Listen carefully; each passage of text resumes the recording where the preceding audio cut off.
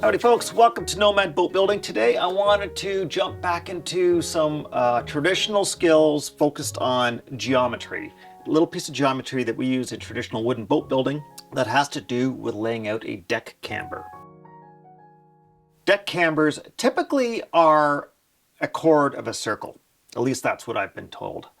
I just took a quick little boo through one of my favorite references, which is Boat Building by Chapelle. Anytime I'm sort of not sure about something, this book often has an answer for me. Now, it's a great book. It's been around a long time. I forget when it was published. 1941. 1941, this was first published. And I remember John Gardner makes mention of it in his book. He makes mention of acquiring this book when he was young and just getting into wooden boat building, and he goes and talks to some old boat builder, shows him, like, look, check it out. I finally, somebody finally came out with a book on boat building, because there really wasn't one before this came out. So in 1941, E.T. Chapelle's Boat Building was published, and I wasted no time in getting a copy, which I read like a Bible. For although I had not yet come to know Chap in person, his groundbreaking studies of classic American small craft, published in Yachting magazine during the 1930s, had made me a devoted disciple. Sometime later, I brought my copy of Boat Building into the shop to show the head joiner, Dan Grant, who had just returned from Graves, a shipyard in Ipswich, where Chapelle had been the naval architect. Dan proceeded to take me down a peg. The book is old-fashioned and out of date, he told me, and I ought to know, for he got most of it from me. Anyhow, I think that was kind of a funny story. But this is an interesting book. It's very wordy. I bought this when I first enrolled in boat building school. I picked up this book because this was on the reading list. There were like 2-3 books on the reading list at the time. And I think I started to try and read it as I was driving across the country to go from Toronto to come out to Washington to go to boat building school in Port Townsend. And well, I did not get very far in the reading because nothing made any sense to me because I didn't know a damn thing about boat building at that time. And now when I look in here, I'm always impressed with how many little things I learned along the way. Not necessarily specifically from this book, because I learned a lot at boat building school, or I learned a lot by trial and error, I learned a lot by observation, learned a lot by just figuring stuff out. But I keep coming back to this book. If you know somebody who's really into wooden boat building, and if they don't have this book on their shelf, you should get it for them. And if you don't have it on your shelf, you should get it. Just flip this open. This is they call this the 8-foot Seal Cove skiff. This is the same boat as my Fizzguard skiff, which I've built a couple of times now. I took this same set of lines and I stretched it from 8 foot out to 12 foot. And it makes for quite a nice little boat at that size. But it's proportionally, it doesn't look much different than this, which is kind of interesting. Anyhow, the subject at hand, which is deck camber. Because the camber of a deck is a section of a circle. Of course, you could lay it out using a string with a pencil on the end, stretched out whatever the radius of that circle is. But typically in a set of boat plans, the specification for the deck camber will not be written in terms of the radius of a circle. It will be written in terms of a certain amount of crown over a certain amount of width. And usually the width is just nominally wider than the widest point of the boat. So we'll say the boat's a 10-foot boat. It might say 6 inches of crown in 10 feet. And so we need to lay that out. And certainly you could take a 10-foot long board, and then through trial and error figure out exactly what that radius is. Or these days, of course, we have the interwebs and we've got applied mathematics and everything. Yes, you can calculate that out. But let's stick with the geometric problem at hand, and that is laying out a chord where we've got a given length and a given height, which is what our deck is. So we're going to use that same number. We're going to say we're going to call it like a 5-foot beam, and we're going to say it's a 3-inch crown. Okay, so I'm just going to lay out half of that because I've got a board that's not 5 feet long, but considerably less. But we don't need to lay out the whole thing. We can just lay out half of it because the principle's the same. So if you haven't watched my video on doing an elliptical taper, expanding an elliptical taper for spars, it's a very, very similar process, but there's some fundamentally different elements to it. So let's just start with laying out our length. So 60 inches long. We only need 30 of those because we're going to do half here. So 30 inches right there. And we need to divide that into 4 equal portions. And so we'll go 15, 7.5, and then because my brain doesn't work that smoothly, I'm just going to go 7.5 from there. All right, and we're going to need a baseline, so I'm just going to use my fingers to draw that.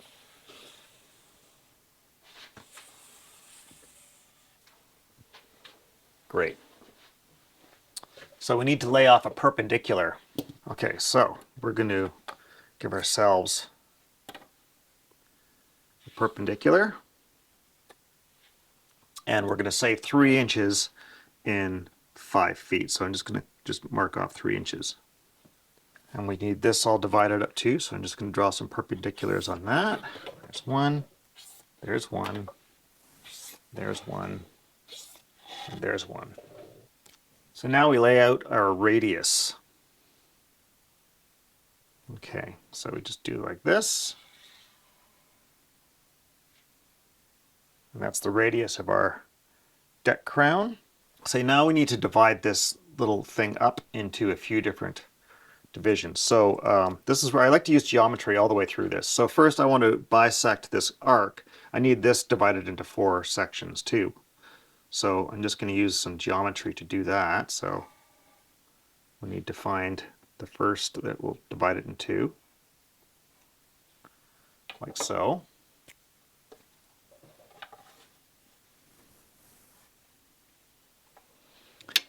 And then we need to divide that in 2 again.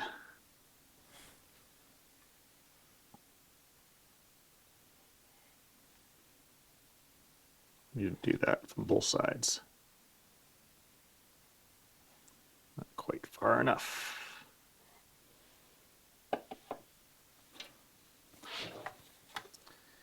Tell you, if we did more of this stuff in school, in math class, I would have done a lot better. I would have done a lot better. Okay, so now we also need to divide up this baseline into 4 as well. So we'll use the same methodology.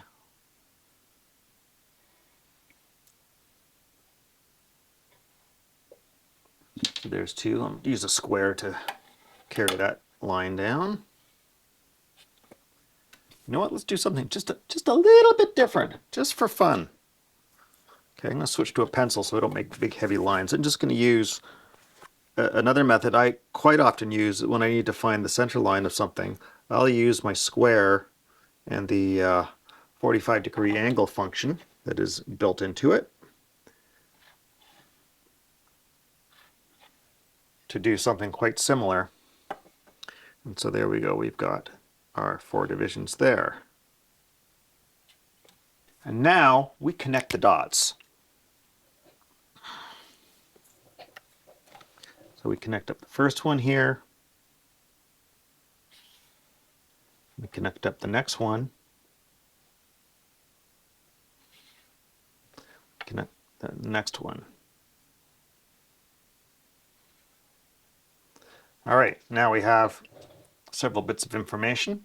I'm just going to name these here. We're going to have, we got A, B, C, D, and E.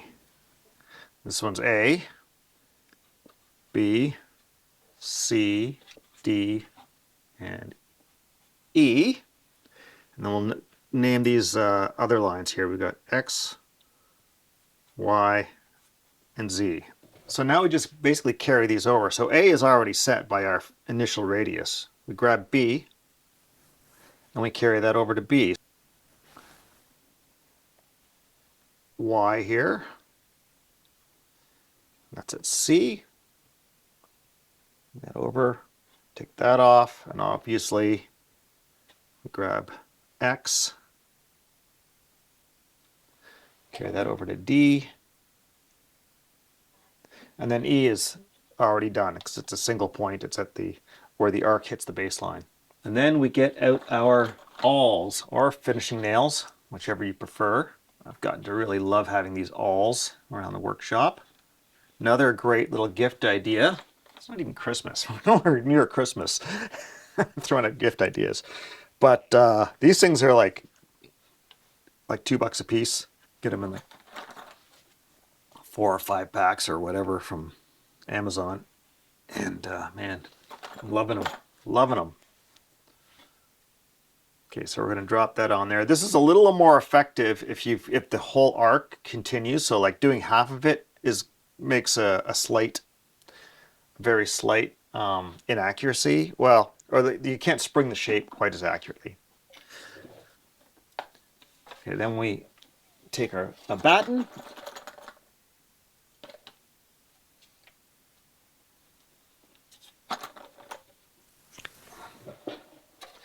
And we bring that around to there, and it's always a good idea. Like what we want to do is anytime we're springing a batten in boat building, we want to overspring the end to sort of mimic that curve continuing. So we'll add an awl arbitrarily there. And if I hit it too hard, this batten rises up here, so it come back down until it just touches my awls, and that's the right spot. Okay, and there we are. Draw in that curve.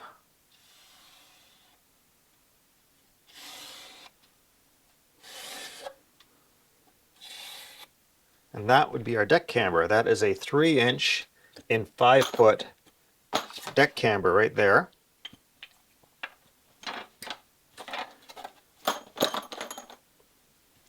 So you might ask yourself why you wouldn't just do this with a string and a pencil and laying it out somewhere.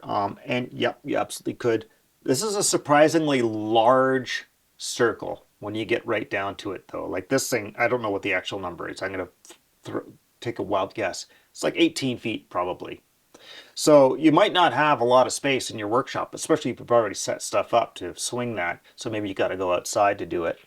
But honestly, I played around with doing this like outside with the string and such. It's not faster than just doing it the way I've done it here. Like this is really straightforward. So what we would do with this then is we would make ourselves a pattern. I've got a couple on the shelf, a couple different deck crowns. Usually with a boat, you're going to have one crown for the deck and then a more extreme crown for the cabin top. So if there's a particular size of boat you're building, there's usually, like a 5 to 6 inch crown in 10 feet is probably pretty common. You could get away with making one like this size and using it for, most of the boats you build. It'll be fine. So you would cut this out and you would hang on to the negative portion and you would use that for marking out deck beams. You would use it on the lofting to mark a deck beam to try and calculate what the joinery might be like. You would use it on the boat when you're shaping the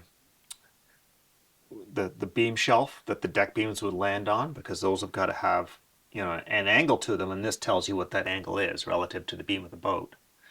So one pattern takes care of the whole boat.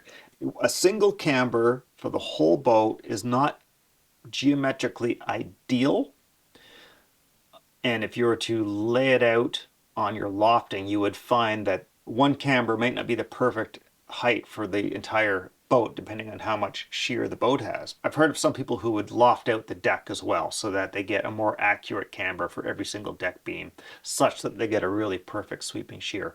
But fundamentally, most people just will do this and it works out. You do a little bit of fudging to get it all fair together, but it works out just fine. Okay folks, now you know how to lay out a deck camber using geometry. I hope that's useful to you. Tuck that away in your back pocket and hopefully it'll pop up again when you need it. So I really enjoyed this sort of thing, and who knows, maybe there's a situation you'll find yourself in where it really comes in handy. All right, now go dig out your compass and play around with geometry. It's really fun and it's super useful. All right folks, I want to thank you all for watching, and I especially want to thank all of my followers on Patreon who make these videos possible. If you'd like to support this channel, please consider joining me over on Patreon. You can find links in the corner or down in the description. All right, until next time, keep your stick on the ice.